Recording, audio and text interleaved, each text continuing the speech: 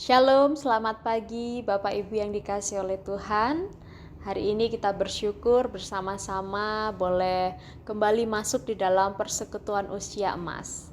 Kita bersyukur untuk pertolongan Tuhan kita pada hari ini, dan bersama-sama kita akan menaikkan syukur kita di hadapan Tuhan karena pertolongan, pemeliharaan Tuhan bagi setiap kita. Dan kita bersyukur kita masih dapat mengikuti persekutuan hari ini di tempat kita masing-masing. Saya mengajak kita semua untuk menaikkan syukur di hadapan Tuhan dengan pujian yang mengatakan, Allah itu baik, sungguh baik bagiku.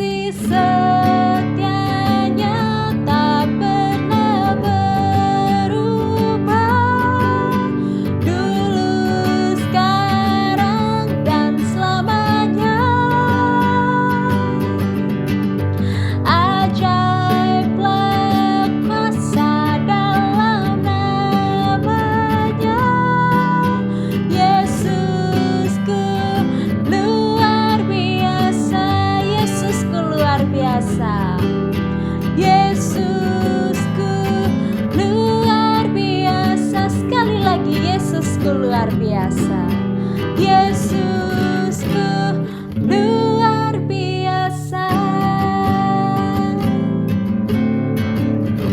Puji Tuhan, kita memiliki Allah yang luar biasa, yang memeliharakan setiap kita dan memberkati setiap kita. Mari bersama kita menundukkan kepala, kita bersyukur untuk pertolongan Tuhan dan memulai persekutuan hari ini. Tuhan Allah Bapa kami yang bertata dalam kerajaan surga, kami bersyukur untuk setiap penyertaan dan kasih Tuhan yang boleh kami nikmati setiap hari. Kami boleh ada pada saat ini semua karena pertolongan Tuhan. Dan bersama-sama kami akan memasuki persekutuan usia emas. Kiranya Tuhan boleh menolong setiap kami di tempat masing-masing, supaya kami sungguh-sungguh boleh membangun persekutuan di hadapan Tuhan. Berkatilah sepanjang persekutuan kami ya Bapa. Di dalam nama Tuhan kami Yesus Kristus kami berdoa dan kami bersyukur. Haleluya. Amin. Bapak Ibu jemaat yang dikasihi oleh Tuhan, mari bersama kita mempersiapkan diri, mempersiapkan waktu untuk kita masuk di dalam perenungan firman Tuhan. Mari kita sambut perenungan firman Tuhan hari ini dengan pujian yang mengatakan, Ya Tuhan tiap jam.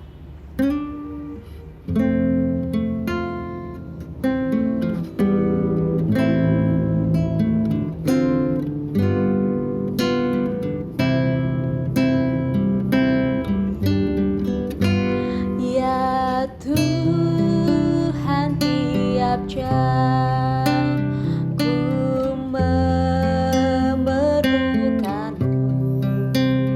Engkaulah yang memberi sejahtera penuh setiap jam, ya Tuhan. Di Kau ku perlukan, ku datang juru selamat, berkatilah.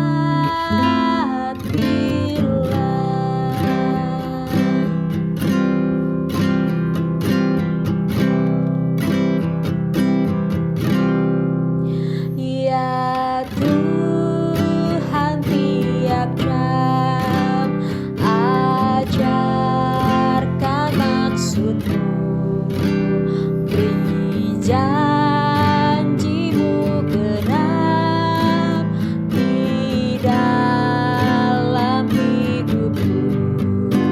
Setiap jam, ya Tuhan, di Kau ku perlukan, ku datang juru selamat, berkatilah.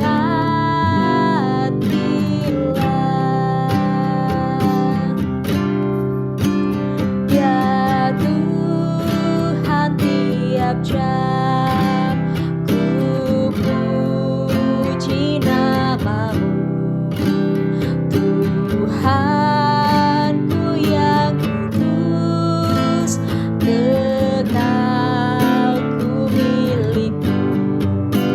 Setiap jam, ya Tuhan, di Kau ku perlukan, ku datang juru selamat, berkatilah.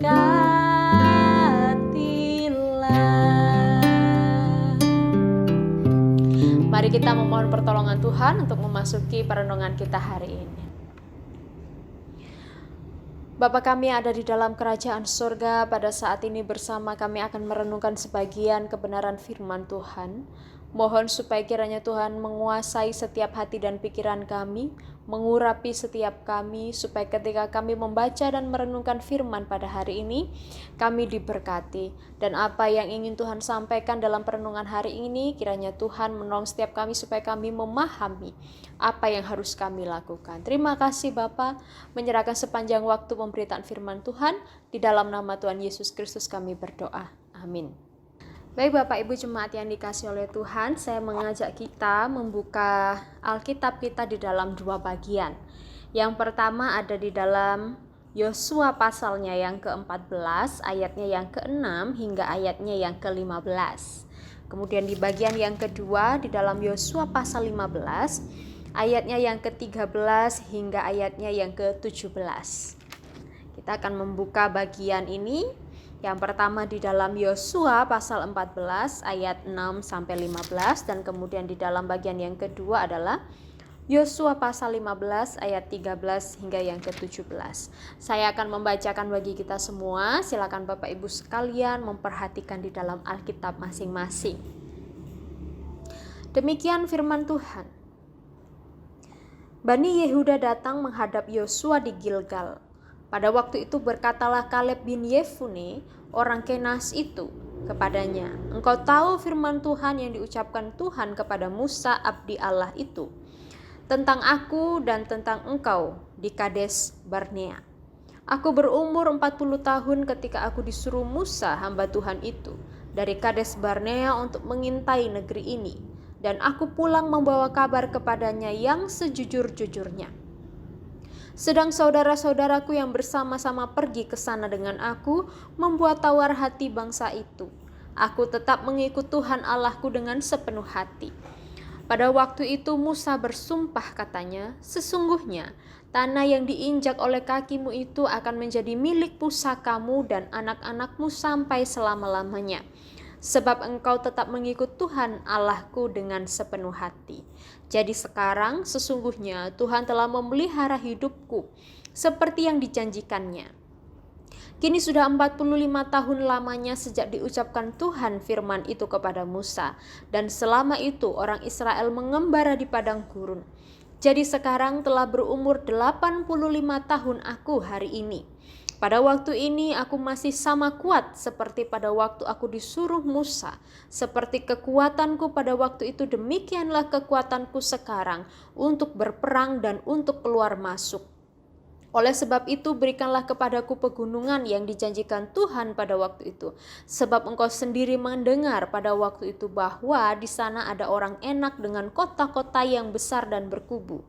Mungkin Tuhan menyertai aku sehingga aku menghalau mereka seperti yang difirmankan Tuhan. Lalu Yosua memberkati Kaleb bin Yefune dan diberikannya Hebron kepadanya menjadi milik pusakanya. Itulah sebabnya Hebron menjadi milik pusaka Kaleb bin Yefune orang Kenas itu sampai sekarang ini, karena ia tetap mengikut Tuhan Allah Israel dengan sepenuh hati. Nama Hebron dahulu ialah Kiryat Arba. Arba ialah orang yang paling besar di antara orang Enak, dan amanlah negeri itu berhenti berperang. Di dalam pasalnya yang ke-15 ayat 13 sampai 17. Tetapi kepada Kaleb bin Yefune diberikan Yosua sebagian di tengah-tengah Bani Yehuda itu, yakni Kiryat Arba, seperti yang dititahkan Tuhan kepadanya. Arba ialah bapa Enak, itulah Hebron. Dan Kaleb menghalau dari sana ketiga orang Enak, yakni Seksai, Ahiman, dan Talmia anak-anak Enak. Dari sana ia maju menyerang penduduk Debir. Nama Debir itu dahulu ialah Kiryat Sefer. Lalu berkatalah Kaleb, siapa yang menggempur Kiryat Sefer dan merebutnya, kepadanya akan kuberikan Aksa anakku menjadi istrinya. Dan Otniel anak Kenas saudara Kaleb merebut kota itu, lalu Kaleb memberikan kepadanya Aksa anaknya menjadi istrinya. Demikian jauh pembacaan firman Tuhan kita hari ini. Bapak Ibu Saudara yang dikasihi oleh Tuhan, tema kita hari ini adalah tidak berhenti berkarya. Tidak berhenti berkarya. Ya, beberapa waktu lalu jika Bapak Ibu Saudara memperhatikan berita atau di media sosial begitu, kita dikejutkan dengan kabar yang sempat viral, yaitu di mana ada seekor kuda Nil di Taman Safari di Bandung atau di Bogor begitu ya, yang memakan botol plastik. Ternyata ketika diselidiki, banyak pengunjung yang mengira bahwa ini adalah perbuatan anak-anak muda, karena biasanya anak-anak muda itu suka berbuat ceroboh begitu ya. Tetapi setelah diselidiki, pelakunya dinyatakan adalah seorang nenek yang berusia kurang lebih 65 tahun. Dan sang nenek tersebut terancam hukuman kurang lebih 3 bulan penjara. Dari kisah ini Bapak Ibu Saudara yang dikasihi oleh Tuhan, kita terkejut begitu ya. Kenapa? Karena biasanya orang yang sudah memiliki usia yang lebih atau usia yang senior begitu menjadi teladan dan memberikan contoh yang baik kepada anak-anak muda, kepada yang masih junior. Tetapi di dalam bagian ini kita justru dikejutkan dengan aksi dan tingkah dari seorang lansia yang tidak memberi teladan yang baik, bahkan memberikan teladan yang buruk. Bapak Ibu Saudara yang dikasihi oleh Tuhan, di dalam bagian ini kita melihat bahwa seharusnya kita yang sudah bertambah di dalam usia harus bertambah pula kebijaksanaan kita, harus bertambah pula sikap kita ketika kita memberikan teladan kepada anak, cucu, bahkan juga kepada orang-orang yang lebih muda. Kita pasti kenal dengan istilah yang mengatakan semakin tua semakin menjadi, begitu ya. Istilah ini banyak sekali dikonotasikan dengan arti yang negatif. Padahal sesungguhnya kalimat ini memiliki arti yang positif dan sangat baik. Di mana artinya adalah umur itu boleh tua. Umur itu boleh bertambah, tetapi semakin tua maka semakin banyak juga pengetahuan kita dan pengalamannya. Nah, pengetahuan dan pengalaman itulah yang dibagikan kepada anak-anak yang usianya belum seperti orang yang sudah dewasa, yang sudah bertambah usia. Semakin bertambah usia harus menjadi contoh. Semakin bertambah usia harus menjadi teladan yang baik. Karena kita yang adalah orang-orang tua yang usianya sudah 50 tahun ke atas sudah banyak sekali makan asam garamnya kehidupan dunia begitu ya. Sudah banyak pengalamannya, sehingga pengalaman itulah yang diberikan kepada generasi-generasi di bawah kita, sehingga menjadi pelajaran hidup bagi mereka. Memberikan contoh dan teladan yang baik, bukan memberikan contoh dan teladan yang buruk, karena akan dicontoh oleh anak-anak dan cucu kita. Perenungan hari ini mengajak kita belajar dari kisah seorang Kaleb. Seorang Kaleb yang tidak berhenti berkarya bagi Tuhan.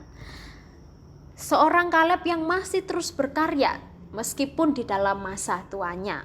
Mari kita melihat yang pertama, siapakah Kaleb ini? Yang pertama adalah Kaleb ini adalah Kaleb bin Yefune, ini berasal dari suku Yehuda. Dia dikatakan seorang pahlawan yang berani, yang memberikan semangat pantang menyerah kepada anggotanya dan juga kepada orang Israel, dan memiliki cara berpikir yang positif. Dan tentunya dia adalah seorang yang percaya kepada Tuhan Allah Israel. Dia adalah seorang yang memiliki kepribadian yang baik, memiliki kriteria sebagai seorang pahlawan dan pejuang Tuhan. Yang kedua, Kaleb ini merupakan orang yang masuk di dalam formasi 12 orang pengintai yang diutus Musa untuk mengintai negeri Kanaan. Saat ia diutus, Kaleb ini berusia 40 tahun. 40 tahun pada masa itu masih muda ya, masih memiliki kekuatan yang cukup, kelincahan yang cukup begitu. Dan Kaleb ini menjadi salah seorang yang menyampaikan kabar yang berbeda dari saudara-saudara yang lainnya, di mana ketika 10 orang pengintai lainnya mengatakan bahwa kita nggak bisa maju, kita tidak bisa berperang melawan orang Kanaan, karena orang Kanaan itu postur tubuhnya seperti raksasa, mereka kuat, dan kemudian informasi yang ditambah-tambahi, mereka adalah pemakan orang begitu. Tetapi di dalam bagian ini seorang Kaleb menyampaikan kepada Musa bahwa kabar tersebut tidak benar. Mereka tetap bisa maju, mereka tetap bisa menyerang bangsa Kanaan, dan mereka tetap harus maju menyerang dan menduduki negeri itu. Karena Kaleb yakin bahwa sekalipun orang Kanaan yang disebutkan seperti raksasa mempunyai kekuatan khusus, tetapi akan kalah dengan kuasa Tuhan yang menyertai mereka, sebab Tuhan telah menyerahkan Kanaan kepada Israel. Kaleb yakin bahwa ketika maju berperang, Tuhan Allah maju bersama dengan mereka, sehingga mereka dapat mengalahkannya. Yang ketiga, Kaleb adalah seorang yang rendah hati. Secara kedudukan, jika dibandingkan dengan Yosua begitu ya, dalam tingkatan suku itu Kaleb bisa dikatakan lebih tinggi, karena Kaleb ini berasal dari suku Yehuda, sedangkan Yosua ini berasal dari suku Efraim. Nah, kalau kita melihat dalam silsilah, Mesias itu lahir dari keturunan Daud, yaitu berasal dari suku Yehuda.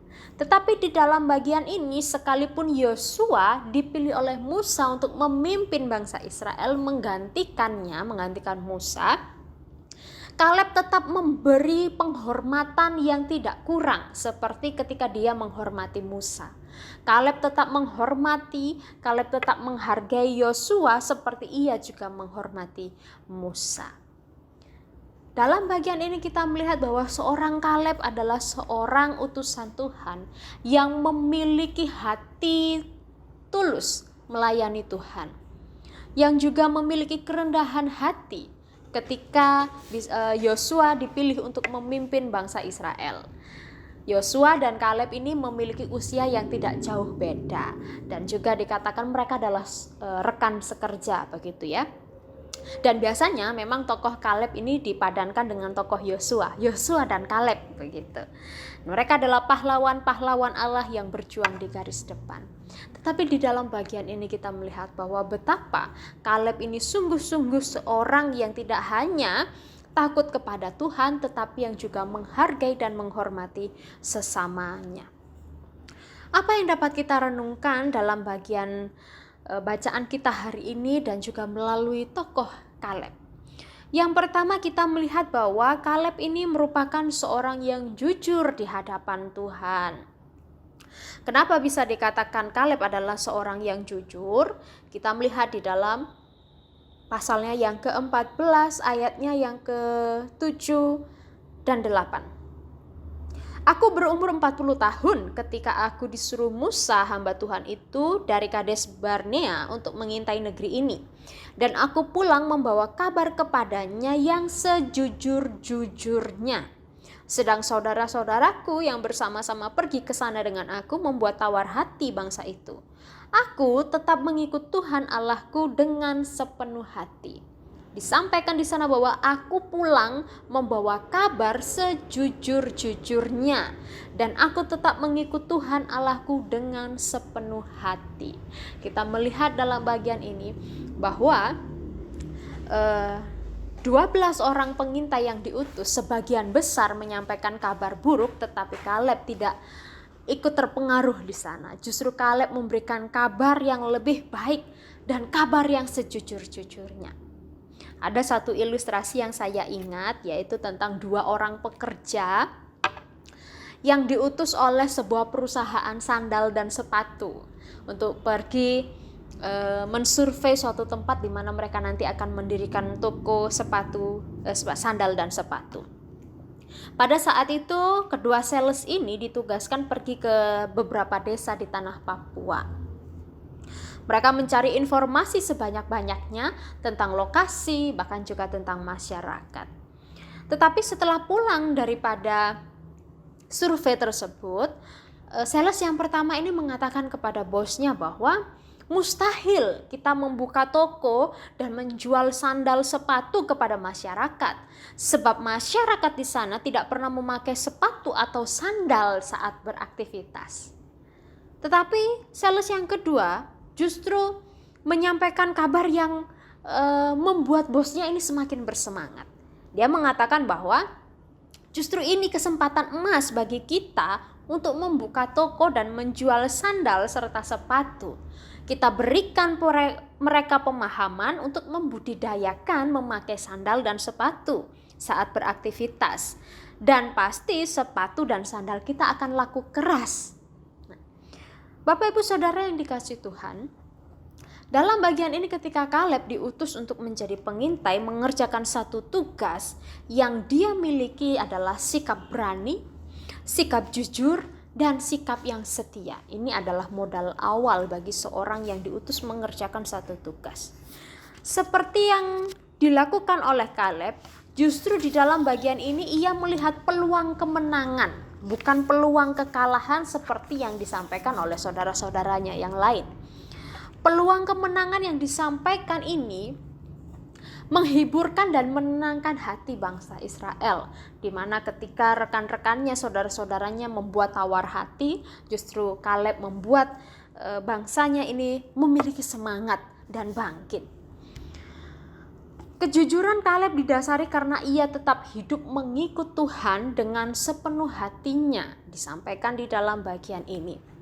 Dan ini yang membuatnya menjadi seorang yang berani, menjadi seorang yang pantang menyerah sekalipun para musuh yang dihadapi memiliki postur yang lebih dari mereka.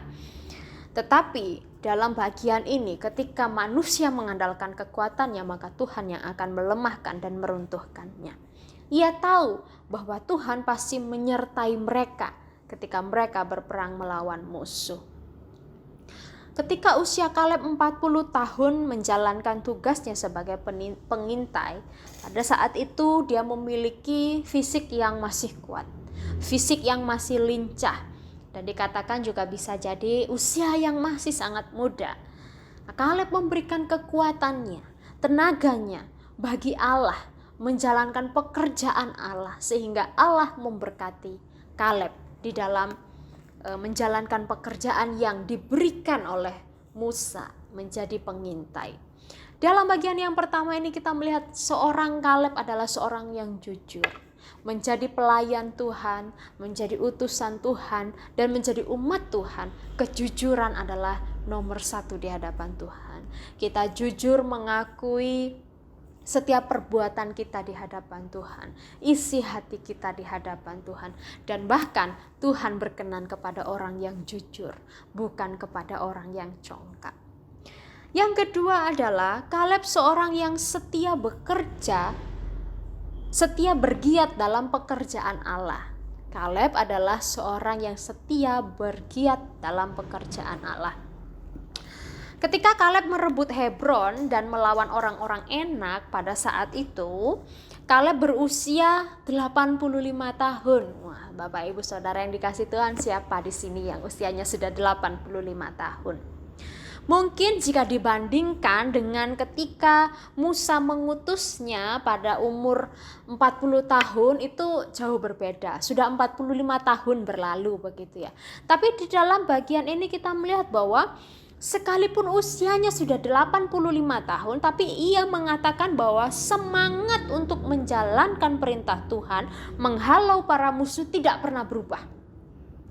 Dia mengatakan bahwa di ayatnya yang ke-10, jadi sekarang sesungguhnya Tuhan telah memelihara hidupku seperti yang dijanjikannya. Kini sudah 45 tahun lamanya sejak firman Tuhan itu disampaikan kepada Musa, dan selama itu orang Israel mengembara di padang gurun. Jadi sekarang telah berumur 85 tahun aku hari ini.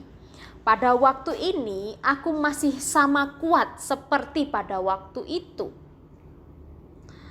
Pada waktu ketika ia disuruh Musa, seperti kekuatanku pada waktu itu, demikianlah kekuatanku sekarang untuk berperang dan untuk keluar masuk.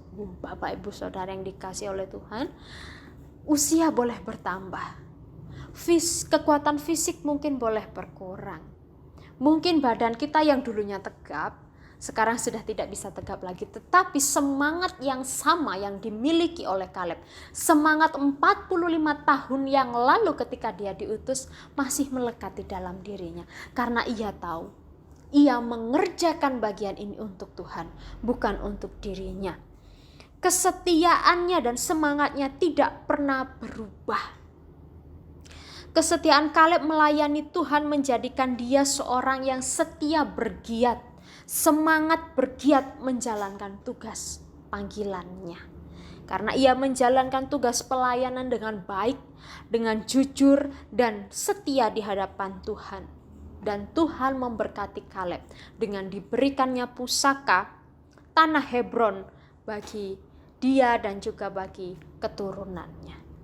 Bapak Ibu Saudara yang dikasih oleh Tuhan, mungkin saat ini setiap anggota komisi usia emas sudah banyak yang usianya lebih daripada 50 tahun. Sudah setengah abad lebih menjalani kehidupan di bumi. Tetapi biarlah usia yang semakin bertambah itu menjadi kebanggaan bagi kita yang patut kita syukuri. Karena Tuhan memeliharakan dan mengasihi kita selama usia yang sudah lebih daripada setengah abad itu. Kita menjadi orang tua, menjadi kakek nenek, menjadi orang dewasa yang banyak menasehati dan banyak didengarkan oleh anak cucu kita. Ya, tradisi orang Asia, terutama di Indonesia atau bahkan juga di beberapa tempat begitu ya. Ketika orang yang usianya lebih tua, yang lebih senior menyampaikan saran, kemudian menyampaikan seperti wejangan begitu ya, menasehati orang-orang yang lebih muda, pasti perkataannya akan didengar dan dilakukan. Orang-orang tua banyak dihormati. Nah, mari kita menggunakan hal ini. Memasuki usia yang sudah lebih, mari kita menjadikan usia ini sebagai teladan bagi orang-orang yang lebih muda, memberikan nasihat yang baik, terutama nasihat firman Tuhan. Semakin usia kita bertambah, hendaklah kita memiliki semangat seperti Kaleb, semangat yang terus bertambah juga dan tidak pernah pudar, yang tidak berhenti berkarya sekalipun kita memasuki usia tua, sudah tidak muda lagi. Semakin bertambah usia, kita semakin menjadi berkat bagi banyak orang. Jangan bilang ketika kita memasuki usia lanjut, maka kita mengatakan tidak banyak hal yang bisa saya kerjakan, tidak banyak hal yang bisa saya lakukan, saya hanya bisa diam mengikuti apa yang anak-anak saya katakan, atau bahkan ketika ada di dalam gereja saya hanya bisa duduk menjadi jemaat. Tidak. Di dalam masa tua ini kita bisa banyak berkarya, lebih bergiat. Seperti Kaleb yang mengatakan bahwa usiaku sudah 85 tahun, tetapi kekuatanku, semangatku masih sama seperti ketika aku 40 tahun. Dan bahkan untuk pergi berperang pun aku masih sanggup, aku masih mampu. Mari bersama kita memiliki semangat ini, bahwa di dalam masa tua kita masih tetap bisa melayani Tuhan. Apa yang bisa kita lakukan di dalam masa tua kita? Kita bisa menjadi pelayan-pelayan Tuhan di tempat kita masing-masing. Kita bisa menjadi orang-orang yang menjadi teladan dan pahlawan iman bagi keluarga kita, bagi banyak orang. Biasanya orang-orang tua itu menjadi pendoa-pendoa syafaat yang setia, menjadi pendoa syafaat baik bagi keluarganya, bagi gereja, dan bahkan bagi bangsa dan negara. Menjadi pahlawan iman dari tempat masing-masing. Sekalipun mungkin tidak banyak terlihat orang, tidak banyak dilihat oleh orang, tetapi apa yang tidak terlihat inilah yang mampu menopang dan memberikan kekuatan.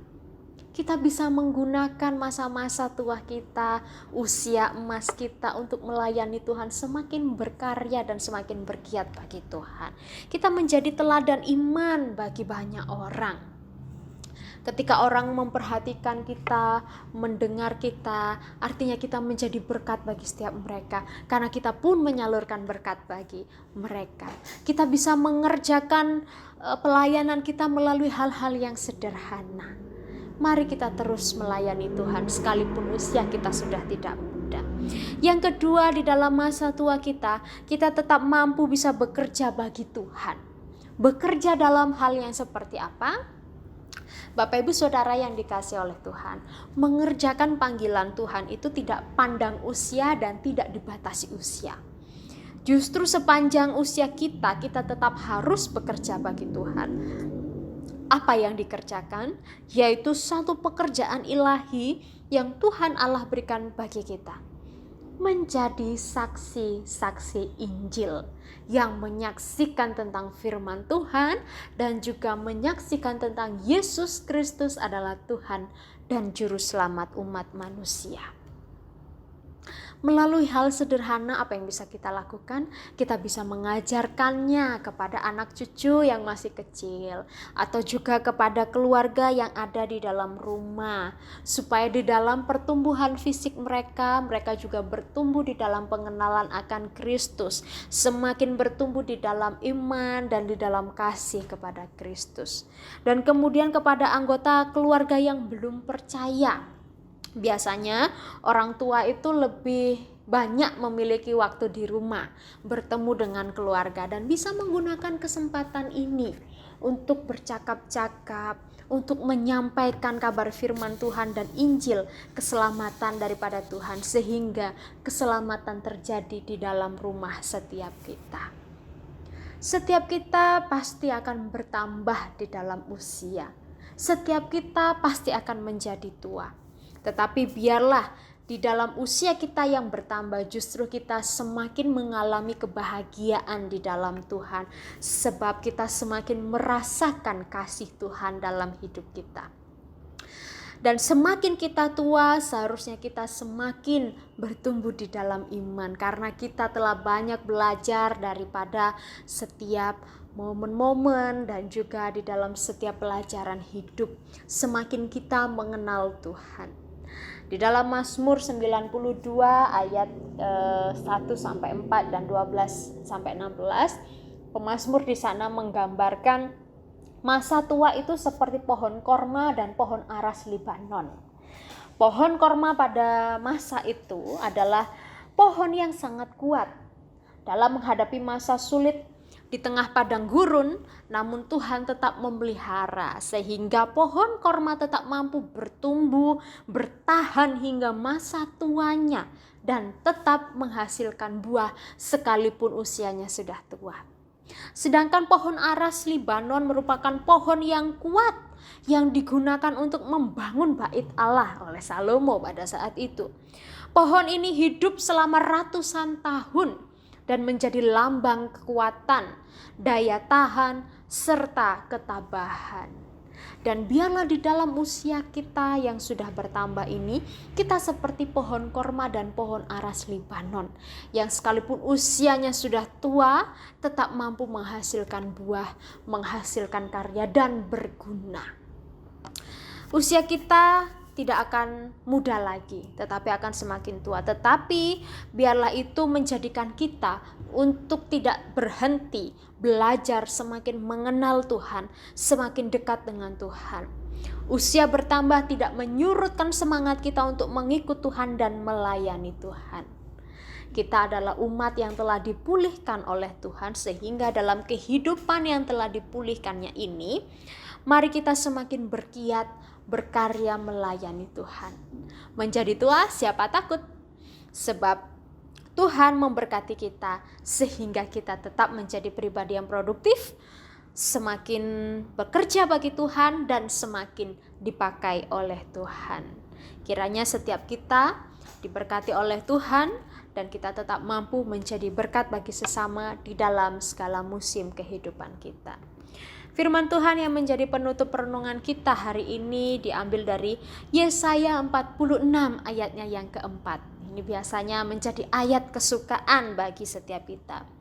Sampai masa tuamu aku tetap dia, dan sampai masa putih rambutmu aku menggendong kamu. Aku telah melakukannya dan mau menanggung kamu terus. Aku mau memikul kamu dan menyelamatkan kamu.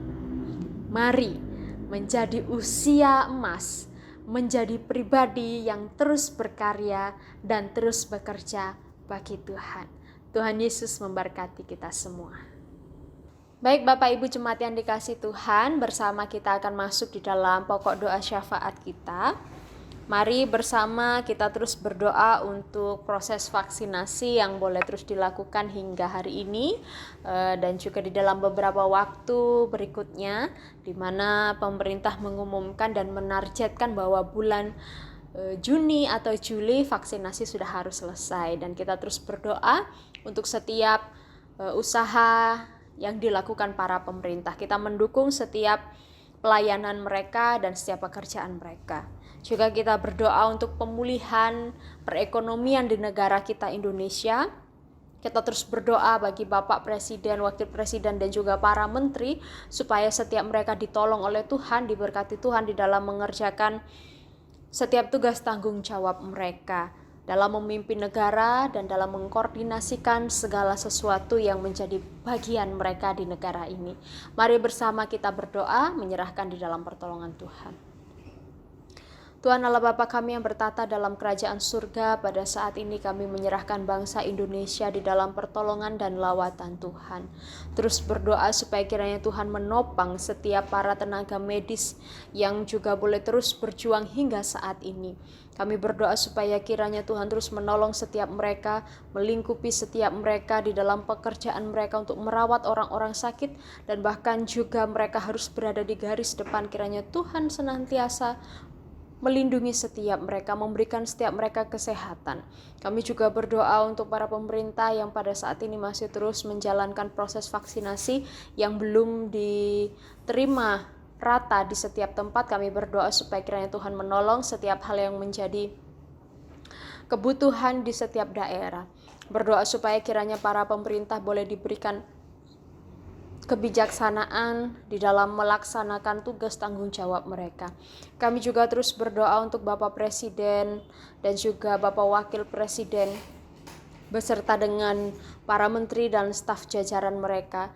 Kami berdoa supaya kiranya Tuhan terus mengurapi, menolong, mendampingi apa yang menjadi tanggung jawab mereka yang harus mereka kerjakan. Tuhan menolong setiap mereka, menjauhkan dari orang-orang curang, dari orang-orang yang memiliki motivasi yang jahat. Kami berdoa supaya kiranya di dalam kepemimpinan Presiden dan Wakil Presiden saat ini, Tuhan menyatakan kuasa Tuhan bagi Indonesia. Kami juga terus berdoa untuk pemulihan negara kami Indonesia di dalam bidang perekonomian. Kami berdoa Tuhan yang mencukupkan segala kebutuhan bangsa dan negara kami di tempat ini, di mana kami mengalami dampak daripada pandemi. Kami berdoa supaya kiranya Tuhan juga terus menaruh hati yang penuh dengan ucapan syukur di dalam hati setiap masyarakat Indonesia, bahkan terkhususnya untuk orang-orang percaya, supaya kami sungguh-sungguh bertanggung jawab mengelola setiap berkat yang Tuhan berikan bagi setiap kehidupan kami. Terima kasih Bapa, di dalam nama Tuhan kami Yesus Kristus kami berdoa. Amin. Yang kedua, mari kita berdoa untuk Komisi Usia Emas. Kita berdoa untuk setiap anggotanya, untuk setiap pengurusnya, dan juga Evangelis Arumi yang menjadi pembina, supaya Tuhan menolong di dalam setiap pelayanan yang dikerjakan, dan Komisi Usia Emas tetap dapat berjalan dengan baik, sekalipun berjalan dengan online. Tapi kita bersyukur untuk setiap pelayanan yang boleh Tuhan izinkan dikerjakan dan dilakukan di dalam Komisi Usia Emas ini. Kita berdoa supaya setiap anggota, setiap pengurus tetap bertumbuh di dalam iman dan di dalam kasih kepada Tuhan dan juga kepada sesama, supaya kita sebagai orang percaya tetap mampu menyadari tugas tanggung jawab kita. Salah satunya adalah melaksanakan persekutuan bersama dengan Tuhan. Mari bersama kita berdoa untuk Komisi Usia Emas. Bapa kami ada di dalam kerajaan surga, pada saat ini kami sungguh bersyukur di mana Tuhan telah menolong dan memelihara Komisi Usia Emas hingga saat ini masih tetap mampu menjalankan persekutuan. Terima kasih Tuhan, Kau boleh mengirimkan para jemaat, anggota pengurus, dan juga hamba-Mu Evangelis Arumi yang Kau percayakan menjadi pembina. Tuhan menolong di dalam setiap pelayanan masing-masing. Kami berdoa untuk setiap anggotanya supaya semakin memiliki kerinduan untuk membangun persekutuan bersama dengan Tuhan, tetap memiliki iman, pengharapan, dan kasih di dalam Tuhan. Tuhan menolong setiap kehidupan setiap anggota Komisi Usia Emas. Kami berdoa biarlah di dalam masa-masa usia emas ini setiap anggotanya tetap mampu berkarya, tetap mampu setia, dan tetap mampu mengerjakan tugas panggilan sebagai orang percaya. Terima kasih Bapa, peliharakan setiap kehidupan daripada anggota Komisi Usia Emas, supaya komisi ini boleh menjadi komisi yang bertumbuh, menjadi komisi yang memberkati. Terima kasih Bapa di sorga, di dalam nama-Mu kami berdoa dan kami mengucap syukur. Amin. Mari kita juga berdoa untuk setiap jemaat Tuhan yang Tuhan percayakan di gereja GKKAI Sidoarjo. Kita terus berdoa supaya setiap jemaatnya semakin memiliki kehidupan yang dekat dengan Tuhan, memiliki persekutuan yang hidup bersama dengan Tuhan, yang boleh dilakukan bersama-sama di gereja, di dalam persekutuan, atau bahkan juga bersama dengan keluarga di tempat masing-masing. Mari kita berdoa supaya setiap jemaat Tuhan di tempat ini semakin diberkati oleh Tuhan dan menjadi berkat dimanapun setiap jemaat berada. Mari kita bersatu dalam doa. Bapa kami ada di dalam kerajaan surga, kami bersyukur di mana Tuhan boleh menempatkan setiap jemaat Tuhan untuk boleh bergereja di GKKAI Sidoarjo. Kami berdoa supaya di dalam kehidupan setiap jemaat Tuhan di segala usia, setiap kami tetap mampu mengalami pengenalan yang terus kepada Tuhan, semakin terus bergiat di dalam Tuhan, dan memiliki kerinduan untuk terus mengenal akan Engkau.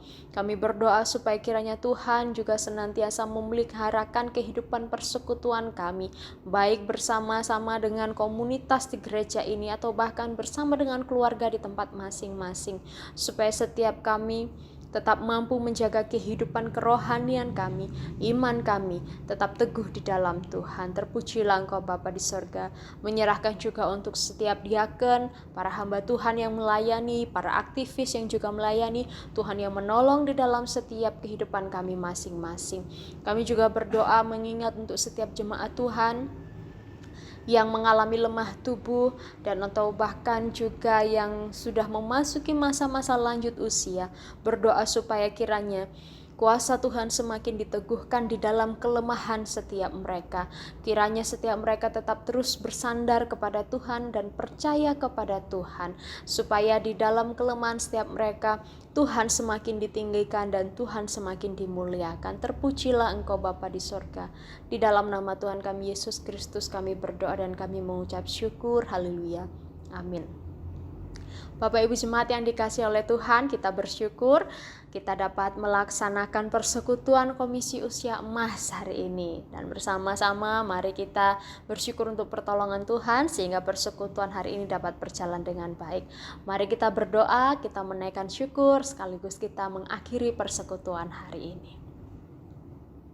Kami bersyukur Tuhan untuk pertolongan-Mu dan pimpinan-Mu sepanjang persekutuan kami. Berdoa supaya kiranya setiap kehadiran kami adalah kehadiran yang berkenan di hadapan Tuhan. Sehingga persekutuan kami pada hari ini memberkati setiap kami. Bahkan juga untuk firman Tuhan yang bersama-sama kami renungkan, biarlah itu boleh menjadi bagian di dalam kehidupan kami. Semakin kami bertambah di dalam usia, semakin kami juga bertumbuh di dalam Tuhan, di dalam pengenalan akan Tuhan, kesetiaan kepada Tuhan, dan kecintaan kepada Tuhan. Sehingga di dalam usia yang sudah lanjut ini kami tetap terus berkarya bagi Tuhan. Terpujilah Engkau Bapa. Di dalam nama Tuhan kami Yesus Kristus, kami mengucap syukur untuk pertolongan Tuhan hari ini. Terpujilah Engkau. Di dalam nama-Mu kami berdoa dan kami bersyukur. Haleluya. Amin.